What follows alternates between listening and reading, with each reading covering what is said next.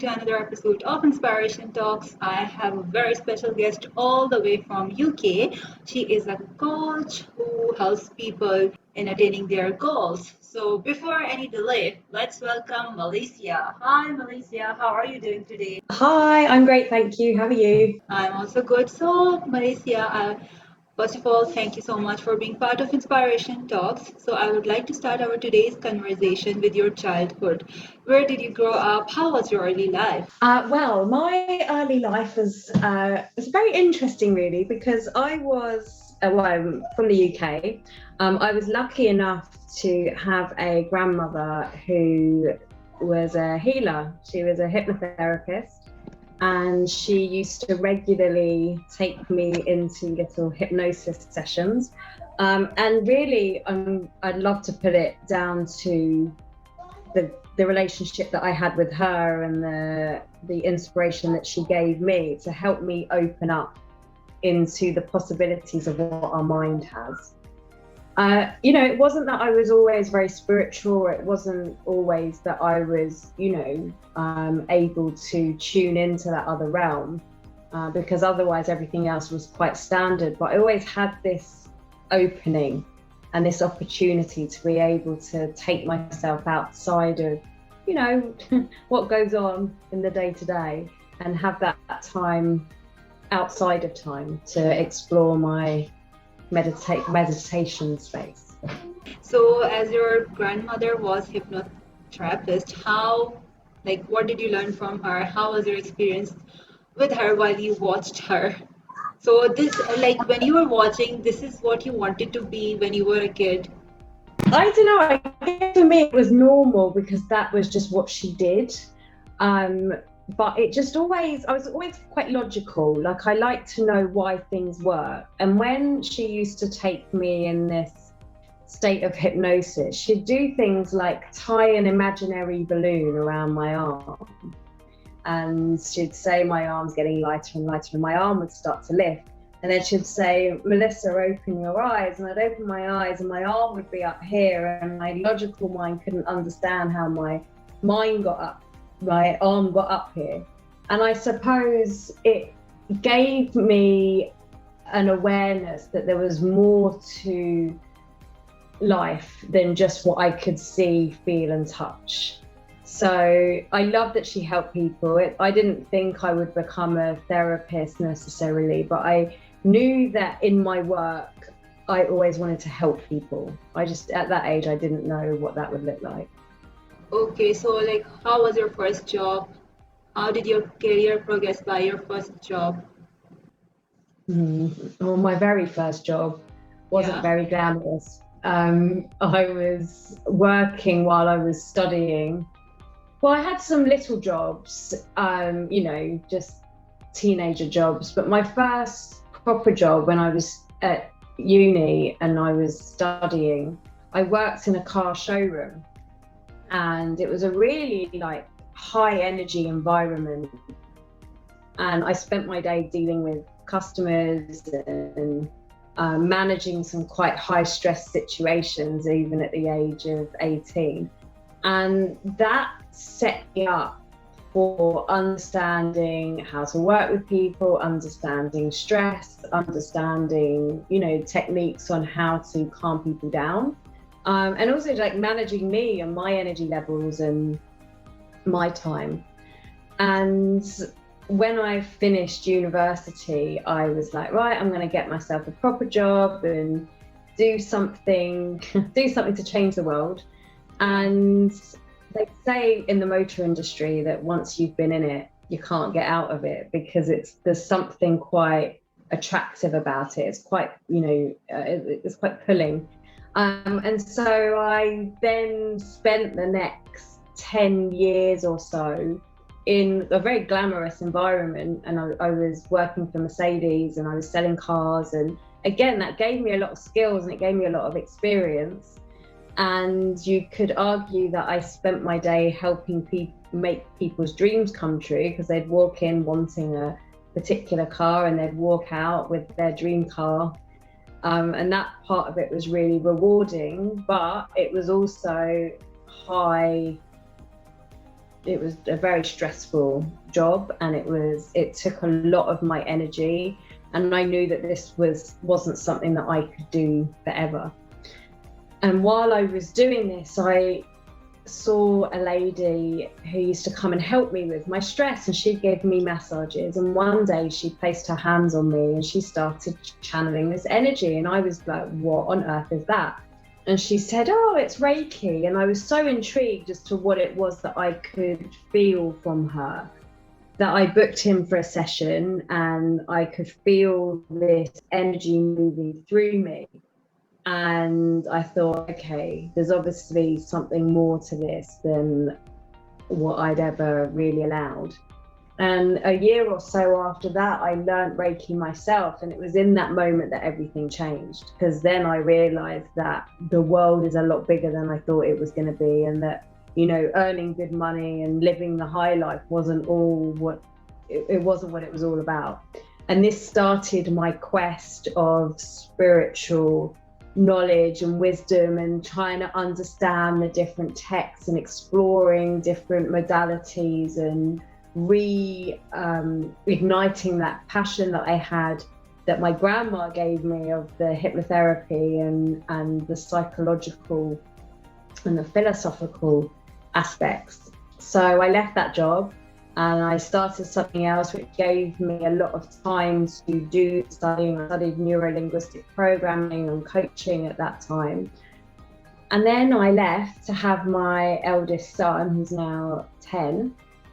And that was the push for me to start my own thing, start my own business. Okay, so this is how you shifted your career towards counseling. So here comes another question. Is hypnotherapy a science or pseudo science? What do you think it is? All I know is that hypnotherapy works. It's worked for me. And as a child, you know, you don't have those preconceptions and you don't have those ideas. But all I know is that she helped me do things that I couldn't have done before that. Now, there has been research done, and they have shown that hypnotherapy have worked with a number of illnesses and mental conditions, and even physical conditions like IBS has been shown that hypnotherapy works, and the NHS that we have here can offer hypnotherapy. Even for birthing, many people, there's a massive movement of women who are having hypnobirthing to help them manage with their pain. So there's a lot of research that's being done, and there is a lot of evidence that it's working. And of course, there's a lot of testimonial to hypnosis. How it works, you know, you've got to think that hypnosis isn't something that we're not used to.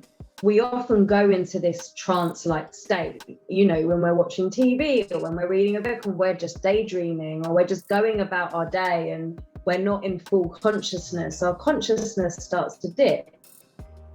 And we sometimes don't hear something with our ears, but we take it in at a different level. This is how a lot of advertising works, and things that we watch and things that we consume. And they come in, and they've shown that we seem to operate something like 90% from our subconscious. And we're only a really small fraction of our conscious mind. And how hypnotherapy works is it brings you into that state where your conscious mind is relaxed enough that you open into your subconscious, and then you can start to speak directly to it. Now, hypnosis has had its moments in the media and on the TV, and you know, we see people going on stage and acting like a chicken or whatever, which isn't really my style. For me, it's maybe we have this subconscious programming that's going around in our brain that's telling us that we aren't good enough, or that we can't do something, or that the only way that we can get through this is using this behavior or that behavior. And what if we can talk directly to that, to question whether that is true or not, or just a belief or just a thought, and then help that subconscious to hold a more positive or progressive or helpful program. And that's all it is. Okay, so sometimes when the goals are unable to go well, like when a person has some goal but he or she is unable to attain it, like if they have long-term goal, they will make a roadmap, and some of the goals doesn't go the way they anticipate. So many people are even afraid to make mistakes because when they have long-term goals, they are like they should be perfect. In such cases, how to stay positive and motivated? So for me, there's plenty of different theories on this. For me, you look at, okay, well, where do I want to be? And that can be quite broad. That might not be, well, it has to be this job or this house, but this might be that I have a life that is in balance, that I'm working, 30 hours a week or 10 hours a week or 20 or 50 or whatever, and that I have balance with my family. It's more about how I feel in the moment. Yeah, it's how I feel with my financial situation, how I feel with my work situation. Yeah, for me, that's a more appropriate goal that we go into. And yes, sometimes it's so far away, we think, but I'm here and how do I get there? And this is where we come back into self and go, well, what can I do? And how can I bring that feeling into where I am now? So what it is that you want is more balance in your life, or just more freedom in life. How can I take that essence of freedom and bring it into where I am now? Because that's where I'm going. I don't have to keep walking that way, but I can actually do things to help bring this closer to me too. So I can look at, well, where in my life now can I bring freedom? Where do I feel freedom? And for me, I feel freedom when I'm sitting in the sunshine, or when I'm walking in the woods, or when I'm reading an inspiring book. For me, that feels open and free. And so if I can spend 5 minutes of my day bringing that feeling to me, then naturally my energy body and naturally my action is going to want to seek more of that. So even though something feels far away, I'm like, yes, okay, but we're getting there. If you're climbing up the top of the mountain feels far away, but you don't want to skip the beautiful views that you have on the way up and the beautiful plant life and all of this. So it's about coming back into the moment and knowing that that is there and that is set and that is where you're heading to. But where can I find the little wins or the little pleasures along the way? That's right. I completely agree with you. When you find some time for yourself in a day, even for 5 minutes, you are able, like, you refresh your mind. It gives you some sort of happiness. And then when you return back to your work, you feel fresh in your work even. So if you were not doing business, then what would you have been doing? I've been asked this before, and this is going to sound really cheesy, but I couldn't see me doing anything else. I love what I do. And this is, if I wasn't doing this for work and didn't have to do this for work, I would probably just do this for fun. Okay, so now let's imagine and inspire. So Melissa, if you win a lottery ticket, for example, infinite amount of money, how will you spend that money? How would I spend that money? Yeah. The first thing I would do, don't tell my family. The first thing I would do would be to go on like a proper retreat, just me and just learning and growing and being and knowing myself better. I'd take some time out, I think, just to know myself better. And then I would take my kids out of school and go world schooling. I would literally travel the world with my family and let them experience all the amazing things firsthand on their own. Well, not on their own, with us, but without a schooling system. Without a schooling system? Yeah.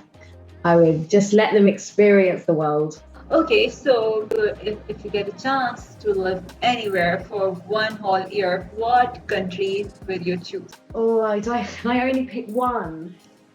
You can pick two then. Thanks. Where would I live? I don't know. I really have an affinity with Mexico. I'd really like to explore that, or some of the South Americas. And I would also, do you know what? I think if I had a year, maybe I'd go like to the other side of the world. Maybe I'd go to New Zealand or Australia and just really just find this different way of living and open up to that. These are great choices, though. And like go to the opposite side of the world in order to know how they are living, because every country has their own culture, their own way of living, and even the timings are very different. For example, in one country it's going to be morning, the other country evening, then midday. There's so much difference even. So yeah, it's good to explore other countries, like especially the opposite country where you are living. So I think so.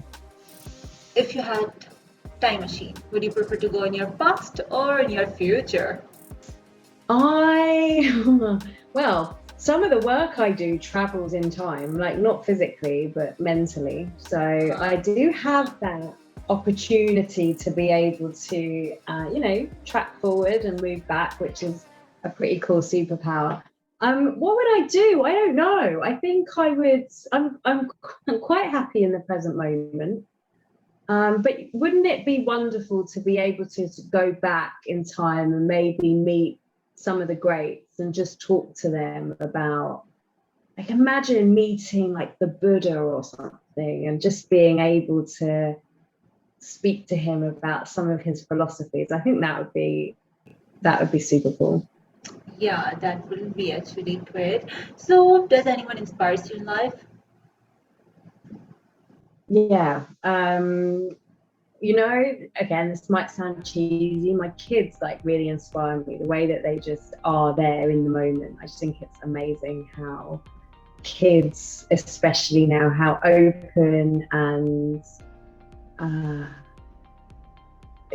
just that potential of growing. When you look at a child, you just think they show us how not to be stuck and how to have goals, not be concerned with what's the next step and what's the next step, because they just live there in the moment. Yeah, that's actually right. I mean, then they don't bother what's going to happen next. They just go with the flow, and that's actually very nice. So what are you most excited about your work right now? I have this most wonderful community of people who are soul explorers. They want to know more about who they are and what their potential is and what their spiritual capabilities are and how to work with the energetics that are out there and really how to make the most of themselves so that they can create the biggest impact in the world. And next week, I'm coming up to the 1-year anniversary of opening my community soul space. So we've got a brilliant meditation set up for that. We've got a really exciting month. And for the rest of the year, we're going to be delving into spiritual, intuitive work, psychic work, and mediumship work. So I'm super stoked about that. We have almost 70 amazing members, and every day, everyone in there inspires me with how they just do their thing and move and smash through their blocks, and it's wonderful to see. Yes, it is wonderful to see, and even it sounds really interesting. And all the best wishes for you for your 1-year anniversary. So what are your current struggles, and where do you see yourself in next 5 years? My current struggles. I like to have everything now. My energy is very much like, right, let's go. Like I get something and it's like, right, let's go and let's do it. But I work with that. I've never known myself as well as I do now. So I really, there's nothing I can complain about, really. 5 years time, where do I see myself? I see my community really growing and having larger impacts, and also my community members starting to go out and creating their own spaces and having their own businesses, which I'll be able to support those individually. And I see more of where I am, this balance and this excitement to get up in the morning, and this excitement to do my work and to reach people. And maybe I will have written that book. Let's check back in 2027 and see if a book or two has left my brain. and found its way onto the paper. So any tips for growing business? Yeah, my tip is to show up where you are. I think we often fall into the trap of we need to be here or there. We need to have done that one extra thing, or somebody else is better at it than we are, and who am I to do that? And I'm going to call that out, because wherever you are and whatever you are doing, as long as it's coming from that space of I genuinely want to help somebody, yeah, and I genuinely want to grow with this, then you are serving. Yes. So you getting in your own way is only stopping you from serving other people. So be where you are and show up consistently. Just show up as you are. Don't try and be anybody else. Don't try and do it anybody else's way. Don't try and be an imitation of somebody that you admire and you respect. Yes, you can take their techniques, and yes, you can, learn new skills, but be you, bring your thread the whole way through it, and then keep on moving, one step, one step, one step. That's right. Be who you are and always go after your passion and never give up. So what advice would you like to give to my listeners? Know yourself. Listen to your inner talk. When you are not distracted on your phone or on watching TV or reading a book, where do your thoughts go, right? And really think about that. Really notice what's going on, and notice what are your thoughts and what is coming from something else. When you're thinking about your goals, or you're thinking about your successes, or where it is that you want to be, just notice if it is yours, if it's truly yours, or if it is an expectation from the family, your culture, your community, your peers, your colleagues. That's right. Know so your voice. Yes, that's right. Always know your voice. So it was great talking with you, Melissa. I really enjoyed talking with you. Here's a small gesture from me to you.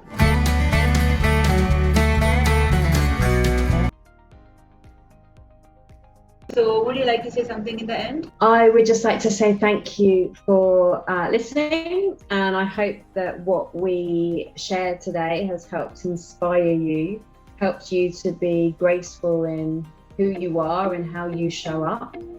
And if you would like any help or assistance from a higher level, or to help understand your spiritual essence, then I'd love to hear from you. Okay, so thank you all for watching. See you in another episode. I think about my life, and yes, I have education and I continue to learn. I've just completed my spiritual counselling diploma. I'm always doing courses. There's always something I'm doing, but I really play to my strengths. And what I want for my kids is for them to know who they are and know what they want and know how they serve humanity.